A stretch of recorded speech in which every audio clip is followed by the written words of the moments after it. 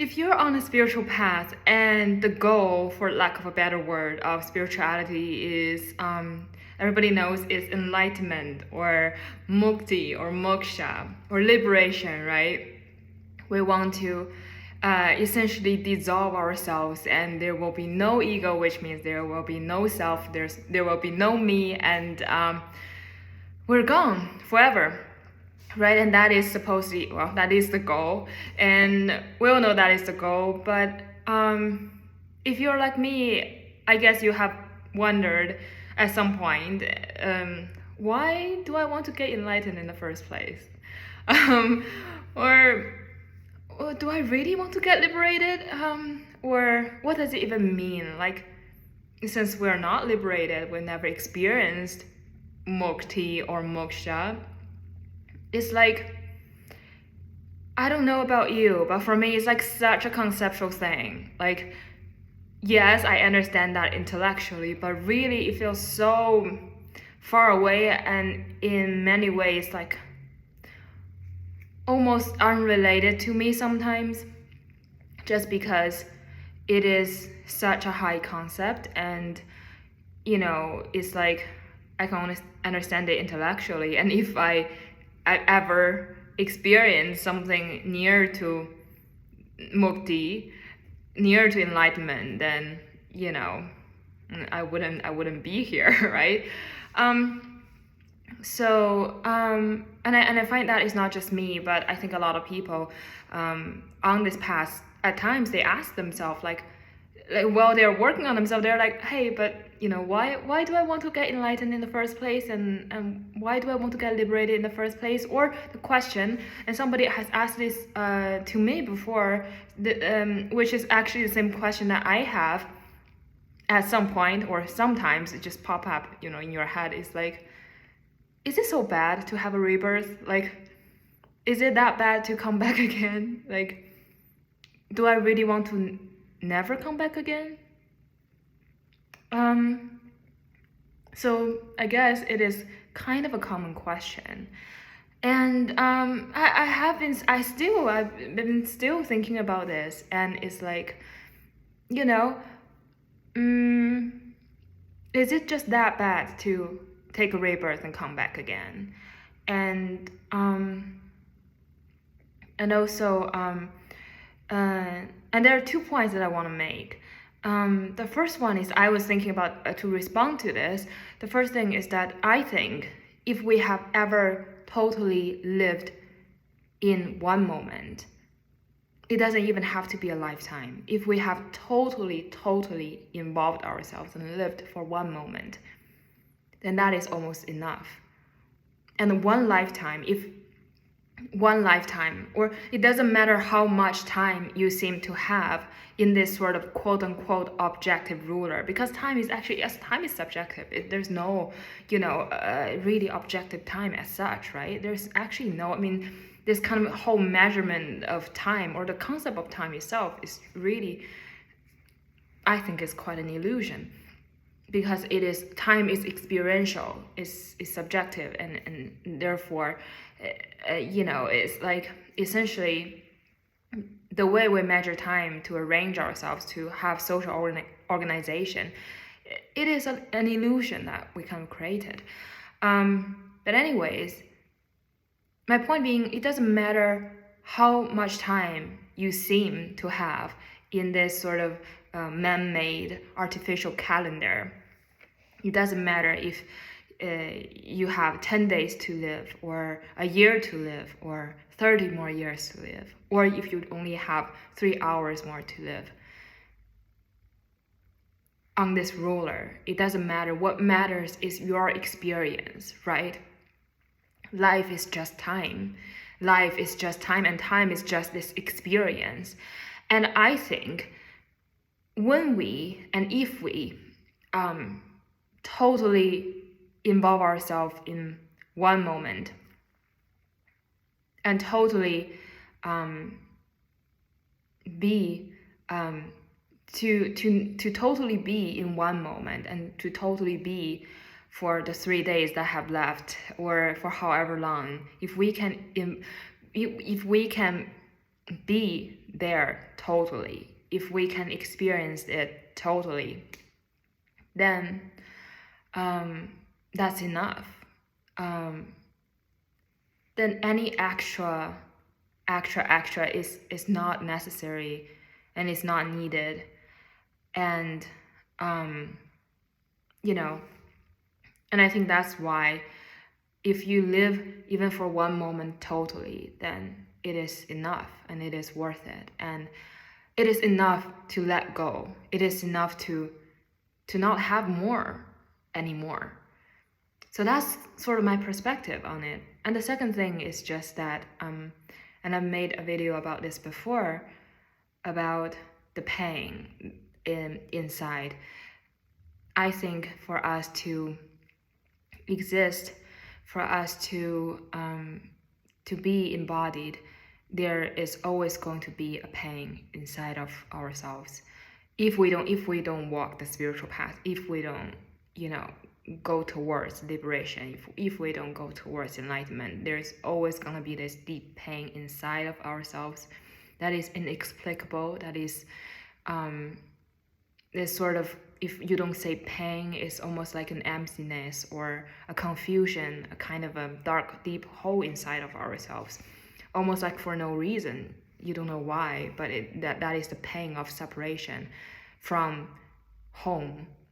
Home meaning source, meaning if you want to say God, then God, or just the base, the foundation of everything, and it is the separation from everything. And God is everywhere, and God is everything, right? Like our source, the universe, it is everywhere and is everything. And because of our embodiment, because of this, by embodying, having a body, having this rebirth or this birth, and having this embodied experience, we automatically have an ego identity, and which is an ego identity, which is individuation from all there is, which is God, which is source, which is, everything. So there's this sort of fragmentation and disconnection that happen when we embody ourselves in this body, when we take a birth. And this separation is deeply painful. And that is why, knowingly, unknowingly, we're all going towards liberation. We're all going towards mukti. We're all going towards enlightenment, which means essentially the dissolve of ourselves, the ultimate death of ourselves, right?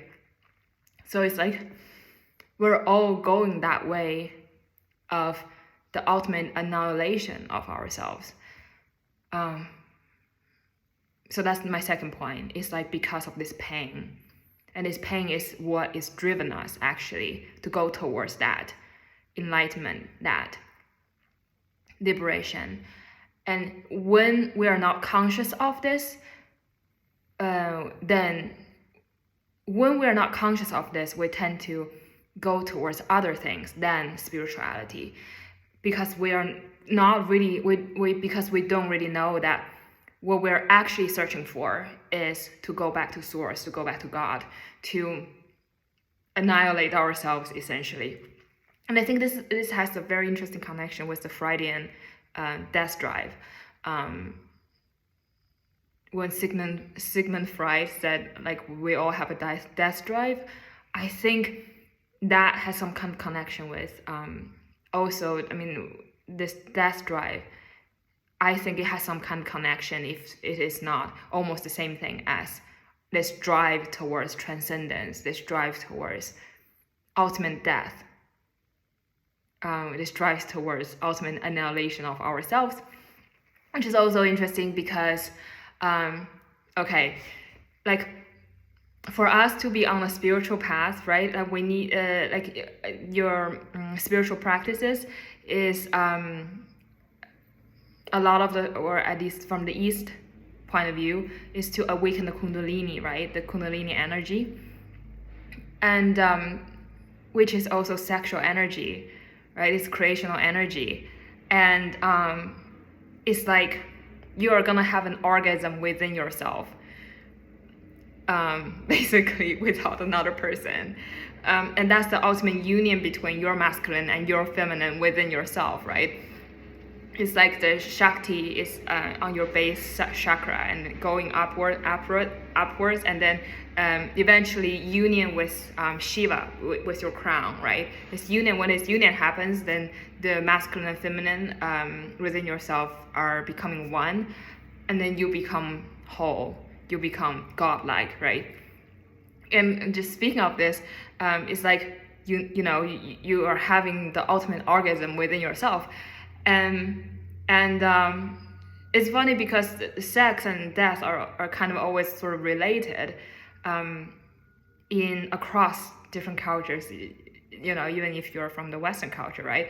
And the French called an orgasm a little death, right? And there's something like that's connected there.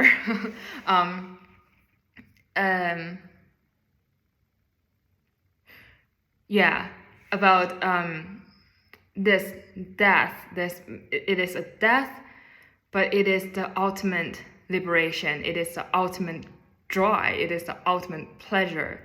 It is the ultimate orgasm. But it is death. It is the death of the self. Even when you are actually having an orgasm with somebody else, right? It's like a moment of death. And it is like a moment of annihilation of the self. It is a moment of union. It is a moment of erasing the self, and somehow that's giving you intense pleasure and giving you an orgasm physically, right? And it's like something about that annihilation of the self, about this one moment of not having yourself anymore, and this union with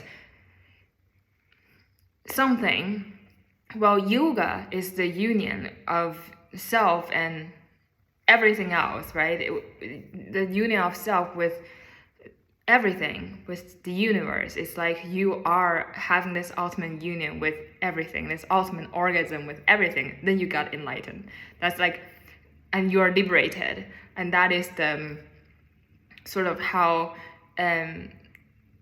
that is the liberation of self. When you annihilate the self, your self is liberated.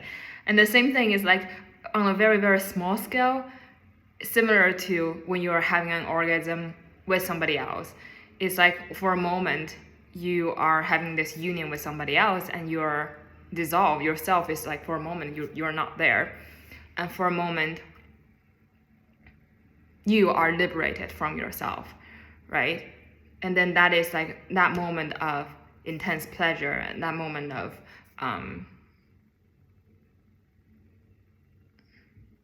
intense pleasure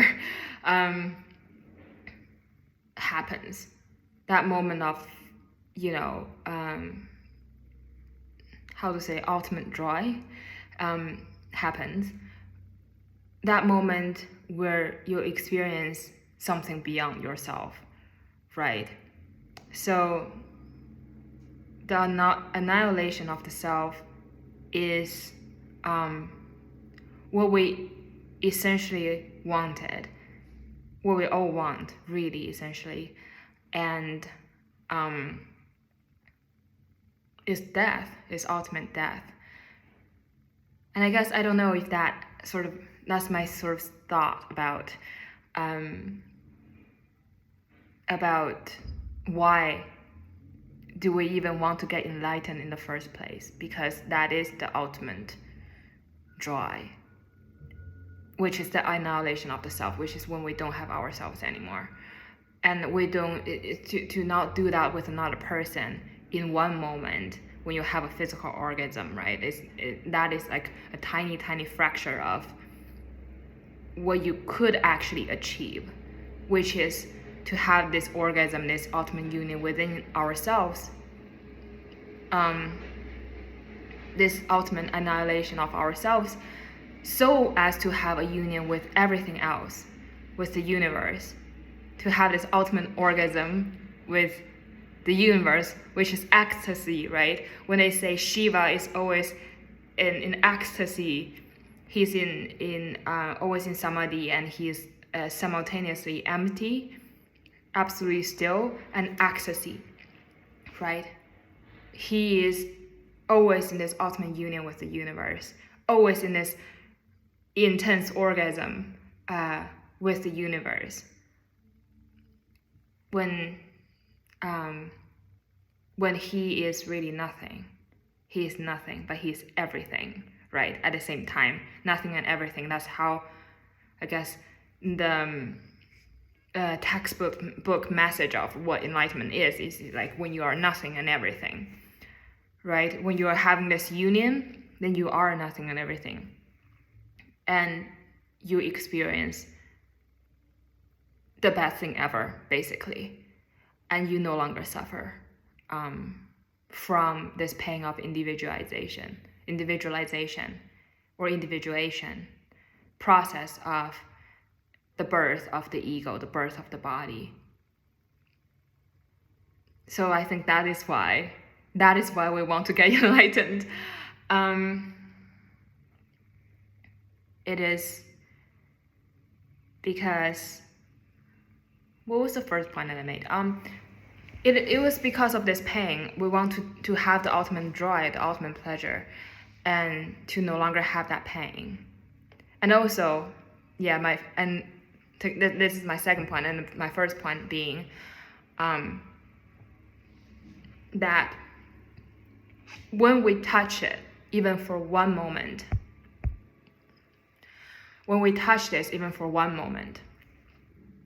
that is enough almost. Or if not one moment, if you have 1 day, 3 days, you're in this, you experience this, that's enough. Like, you wouldn't want to keep living, keep being embodied and keep living, this physical life anymore. And if you have the rest of your one lifetime, that's more than enough. If you can experience this by, living each moment absolutely involved and intensely, one lifetime is more than enough, I think. So that is sort of my thought on why we want to get enlightened in the first place. Okay.